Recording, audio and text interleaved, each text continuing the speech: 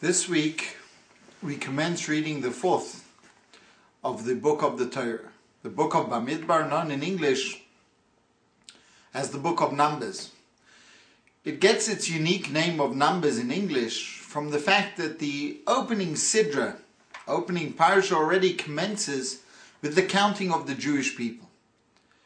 The idea of the number of the Jewish people presents itself on numerous occasions in the Torah, and in fact in this week's Haftarah as well, presents itself on yet another occasion. The Jewish people were promised that we would be plentiful as the stars of the sky and as the sand on the coast of the sea. Two very distinctly different analogies that are given in reference to the Jewish people, but each one being very significant in its message. When we take these two together, they provide us with both a personal as well as a national perspective on our import and our value as Jewish people. It's important for each and every single Jew to realize that he is like the stars in the sky. Star is a magnificent entity, almost a whole creation, a whole existence in its own right, magnificent in its radiance and how it shines, absolutely majestic when one gets to see it in a beautiful sky. But at the same time, stars need to be very distinct and separate. Were stars to come into collision one with the other, God forbid a cataclysmic event would occur, the force and the energy which would be created could have devastating effects. And therefore, whilst each and every star is magnificent and beautiful, we hope and we pray that they remain very distinct and very separate, that they do not fuse into one, and they do not essentially join one with the other. Sand, on the other hand, is rather different. For if one were to take the sand and one were to take a single granule, that single granule would be totally irrelevant and totally consumed and subsumed as the wave of the ocean were to come onto it. It would have absolutely no sustainability. It would become totally disintegrated and totally lost. The only way that the sand can in actual fact recognize and appreciate its value and its worth is when it is together with billions of other grains of sand on the coastline. Then each one is in actual fact able to withstand the hardships, it's able to withstand the tremendous forces that are part and parcel of the ocean. And this therefore represents a totally different perspective. And both of these are critical components in the perspective of the Jew for himself, for his community, and for the world. On the one hand, each and every single Jew is like a star, shining and radiant, tremendous inherent kinetic power that is waiting to be unleashed in the manner in which it's going to impact on himself, the change that he can affect in his environment, on his family. It's totally incalculable, the amount of power that exists within each and every single Jew. So we have to be cognizant of that. We have to be aware that each Jew is a shining, radiant star that is capable and able to disseminate tremendous light. On the other hand, we also have to remember that that self-same Jew, that self-same star must not view his interaction with fellow Jews and with other aspects of the world in the same way that we would view the stars interacting with one another. Where that would be cataclysmic, a person may think as a Jew that they have no duty and no responsibility to others, they have no obligation to their community. If we were only compared to the stars, then it would give us a message that each and every one of us is wonderful, amazing and radiant, but must never mix and try and mingle with others. And it's for that very reason that the Jewish people are compared also to the sand. The sand only has its strength, its power and its viability when it is linking with billions, with incalculable amounts of other pieces of sand. Together they create a force that is the bed of the ocean. Together they create a beauty upon which we are able to stand when we go down to the sea and we walk along the coastline. Imagine you take just one of those pieces of sand and put it in its own place, totally irrelevant and redundant. And that's why the Jewish people are also compared to the sand. We are compared to the sand to tell us that whilst we are stars who shine in our own right, we can only truly succeed.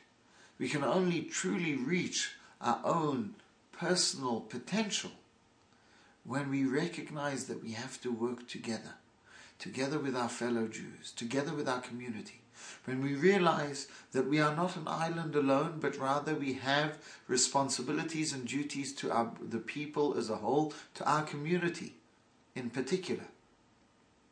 It's not good enough just to shine for ourselves, but we have to be able to work in cooperation together with those nearest and dearest and those around us in order for us ultimately to achieve our potential.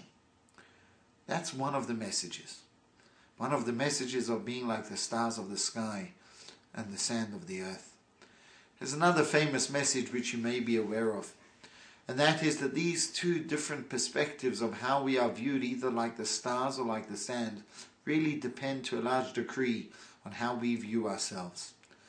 And the Jewish people have a sense of fear, a lack of self-respect or lack of self-dignity.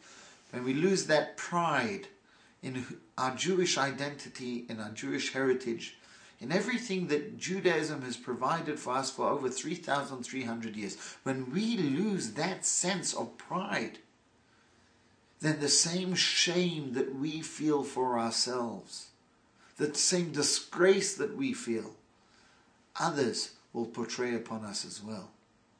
But when we feel that we are the stars in the sky, illuminating and magnificent, then, kamayim hapanim lepanim, as the water reflects, so too will the manner in which the nations of the world treat us reflect in that manner as well. I think it's a very opportune moment to mention this, given what I think was a very good and appropriate speech by Israeli Prime Minister Netanyahu, in which he made it unequivocally clear, a sense of pride in our heritage and the connection that we have to the land of Israel, a sense of pride in the history that the Jewish people have with the land and with Jerusalem, a sense of pride which made all of us proud that here was a Jew standing on behalf of the state of Israel in America, speaking to all the lawmakers and saying proudly that he is a Jew and we as Jews have an indelible connection that is unbreakable and unwavering to our land and to our people and to our homeland. It's a very important message. And therefore we need to view ourselves as the stars, not as the sand. I'd like to end off with a story. The story takes place in Russia, and this Yidel was walking home, and all of a sudden, sure enough, a bunch of hooligans come and they start calling him Žid, Žid, which was a derogatory way of, basically in English we would say bloody Jew. This gentleman turns around, he puts his chest up, looks with pride and smiles and says, "Yes, gentlemen, how can I help you? You're right, I am a Žid, and I am so taken at the compliment that you paid me by calling me the Žid. I would like to give each and every one of you a reward as an expression of my gratitude to you for treating me with such dignity and respect by calling me by what I am. And he thereupon took out a ruble and gave 1 ruble to each one of these 6 individuals. The next day, when they saw him coming home, they were excited. They run over to him and they say, "Gid, Gid, Gid." He turns around and he says, "Thank you so much for the honor that you keep showering upon me. Unfortunately today, I don't have as much as I did yesterday. And instead of a ruble, I can only give you 75 kopecks. But here, each one of you, please, I thank you. From the bottom of my heart, here's 75 kopecks." The next day, they come along and they call him Gid, Gid. And again he says, "Thank you very much. Unfortunately, I really can't afford it, but here's half a ruble, 50 kopecks. They walk away, and finally, the last day they come and they say to him, "Gid, Gid." And he says, "Gentlemen, I am so taken by your generosity of spirit, by the dignity which you afford me and calling me by my real identity. Unfortunately, I can no longer afford to pay you for your kindness." And thereupon, these individuals turn around one to the other and say, "What? That's it. We're out of here. We're not going to give this Jew the satisfaction of being called a Gid for free." And I think the story is very telling. How do we view ourselves? When we view our Jewish identity as the greatest badge of honor that we could wear, then there is no question of a doubt that the people around us, the nations of the world, will respect us for our identity. They will respect us for the courage that we have in our convictions. And they will ensure that the Jewish people are able to carry our heads aloft and shine and radiate in this world like indeed the stars in the sky. Shabbos.